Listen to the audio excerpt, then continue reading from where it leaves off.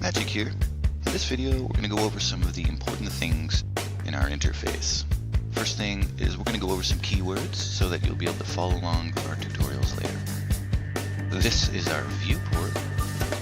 These are called panels, and what we're going to call this one properties panels. There are several of them. The white ones you'll notice apply to the entire scene, and the colored ones are usually going to apply to each individual object selected. Remember, we pressed tab to go into edit mode, or we went up here to this little guy. The first thing you'll notice is a long list of tools. When you select a tool, you'll have a tab to pull. If you're not on that tool, as you can see, we're up here, we pressed our W to come up here to our box select. If you're not on a tool, we do have use of some hotkeys, and in this case, it's E. So if we switch our selector to faces, these are faces, edges, and vertices. If we select our selector to faces, go ahead and select one of those. We can use the hotkey to extrude only perpendicular to this face that we chose.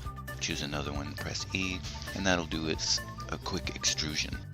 If we want to see a little helper, we can select any face then, and since we've selected this, we stay on it. We don't have to keep pressing the hotkey. So now we can extrude, choose another face, extrude, and so on. The next one down is the inset. Same thing there. If we were on our box select, we would press the hotkey I. Don't be close to it. If I was to press I now, I have no movement. I have very little movement to inset. So what we want to do is after we select our face and press the hotkey, we'll be far away and we'll get a better inset. In this case, it's the inset. So I like to stay on my inset so I can select many faces. Remember your hotkeys. If you want to switch back and forth between inset and extrude, you'll want to stay on your box select. Use your hotkeys. I want to extrude this, then I want to inset this, and then I want to extrude it again. You can notice the hotkeys in the corner.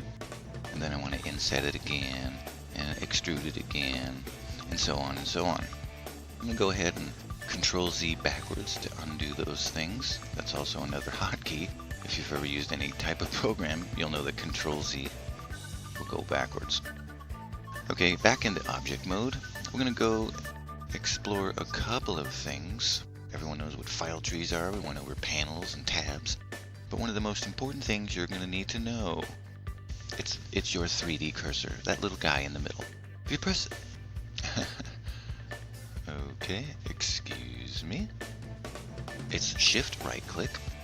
You can put the 3D cursor anywhere you like, but if you'll notice, it doesn't really put it on the red line or on the green line like I want it to, but if you're on an object, it will put it right on the face of that object.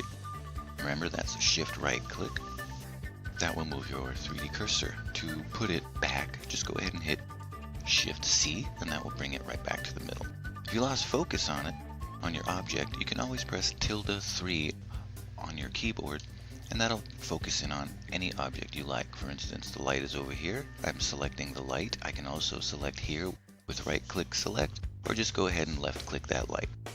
I'm going to ~3 to zoom in on that light. That's a quick way to navigate around. I'm ~3 back to the cube. The next thing I want you to notice is up here, these tabs. It's essentially your workflow. We're probably going to use a few of these, not all of them, for beginners. Go ahead and go to your modeling tab, and you'll notice you lost your animation bar at the bottom. If you didn't notice that before, this is exactly what that is. It's a little animation helper for animation.